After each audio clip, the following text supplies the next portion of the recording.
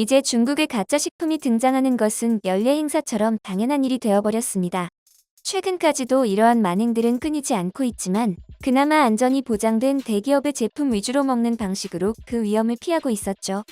한국과 마찬가지로 중국의 소상공인들도 힘든 시기를 겪고 있는데요.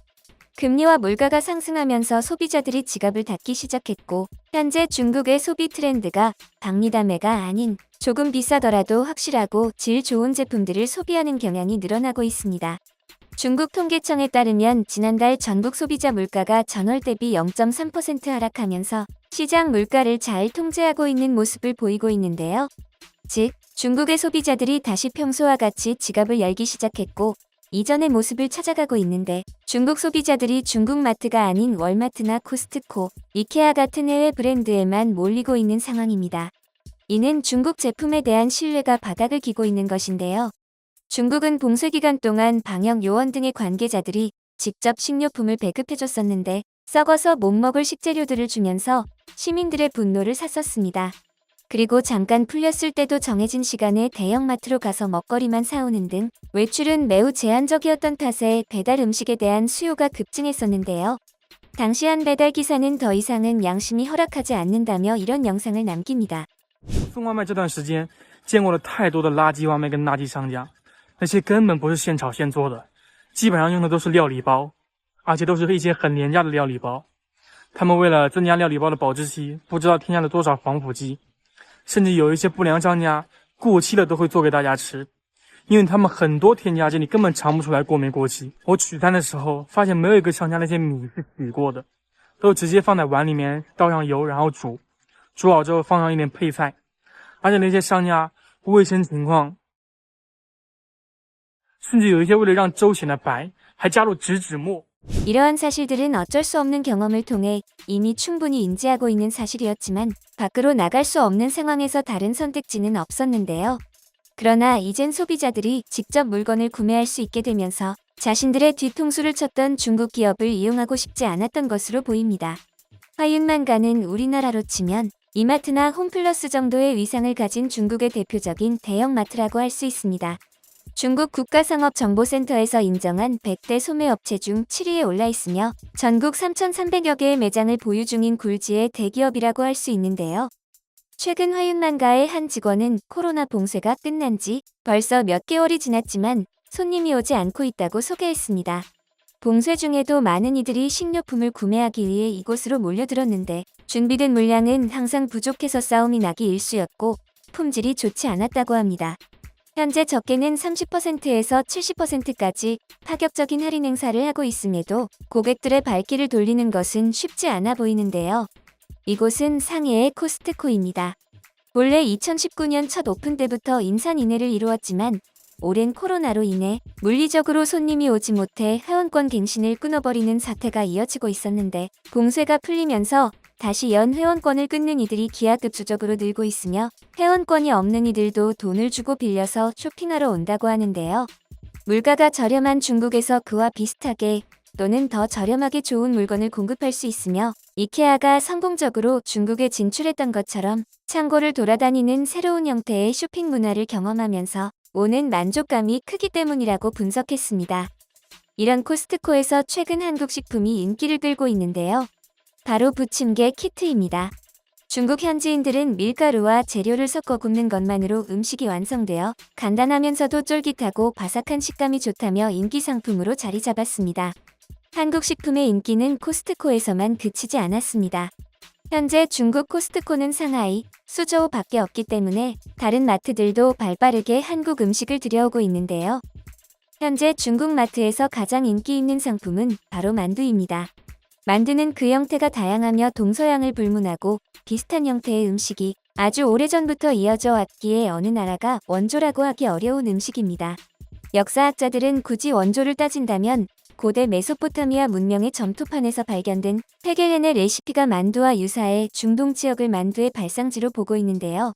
다만 중국의 실크로드를 통해 세계 각지에 페겔렌의 레시피가 퍼졌으며 각 나라에 맞게 오늘날까지 발전한 점은 인정하고 있습니다. 그럼에도 자신들이 원조라고 주장하지만 중국에는 만두에 대한 악몽이 있습니다. 한국에서도 화제가 됐어서 기억하고 계신 분들도 있을 텐데요. 당시 중국 전역에서 큰 인기를 끌고 있던 만두 공장을 중국 취재진이 급습했는데 그 내용은 충격 그 자체였습니다. 根据举报线索，工商执法人员以进货为由和经营包子的早点商贩取得了联系，并按照约定来到了朝阳区的这个农家大院中。我吃那种特硬，那是好，那是那个像黑纸箱子大锅里熬的，这东西它蒸熟了能吃出来吗？一般不容易吃出来，那掺里头起什么了？就是酱里蒸的，力能掺到多少6:4吧。 6是纸箱子，对， 6是纸箱子。那4都是什么东西？是有些是肥肉啊什么的，这大部分人都吃不来吧？一般来说吃不出。现在吃早点都什么人？早上吃早点？这有小区有市场。那一般你们自个儿锅里吃吗？不吃。 哎呀，这种情况真的是让人无话可说呀！这种卖包子的小贩儿，他怎么能这么敢想敢干呢？实在是让人可气可叹，可恶又可恨。 중국에서 만두는 한국의 김밥처럼 아침 식사 혹은 간단하게 끼니를 해결하는 등 사실상 주식이라고 봐도 무방하며 냉동만두는 밀키트라고 생각하시면 되는데요. 만약 한국에서 김밥에 들어가는 햄이 사실 쓰레기로 만들었고 이 햄이 전국 각지에 유통되었다는 뉴스가 나오면 어떻게 될까요? 해당 뉴스는 SNS가 없던 시절임에도 전국적으로 큰 파장을 일으켰고 한동안 만두를 기피하는 사회현상까지 나타났습니다. 지금까지도 중국 소비자들은 시중마트에서 판매되는 만두를 믿지 못하고 있는데요. 그래서 고기가 들어가는 중국 만두소는 완전히 간 고기가 아닌 깍둑썰기한 고기 덩어리가 그대로 들어가는 형태로 나오고 있습니다. 하지만 그럼에도 중국 식품 공장의 위생 상태는 끊임없이 논란에 휩싸이고 있으며 이에 대한 대체제가 마땅치 않은 상황이었는데요. 그런 만큼 중국에서 제품을 소싱할 때 가장 먼저 눈에 띈 것도 만두였습니다.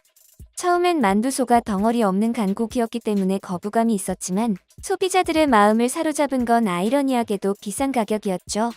관계자는 중국 소비자들이 가격보단 품질 위주로 상품을 선택하는 경향이 커지고 있고 특히 팬데믹 이후 중국에서도 품질과 신뢰도가 중요한 식품 소비 기준으로 부상하고 있어 브랜드의 프리미엄 인지도가 성공의 비결이라고 말하기도 했는데요. 같은 맥락으로 중국에서 코스트코 같은 해외 브랜드가 중국 기업을 제치고 인기를 끌고 있는 것도 해외에서 검증된 유통업체가 이름을 걸고 제품을 팔고 있기 때문에 중국 시장 물가의 기준으로 절대 저렴한 값이 아님에도 선풍적인 인기를 끌고 있는 이유라고 분석했습니다. 그리고 최근 중국인들 사이에서 한국 우유마켓 K밀크 스토어가 독점 시장으로 큰 인기를 끌고 있습니다.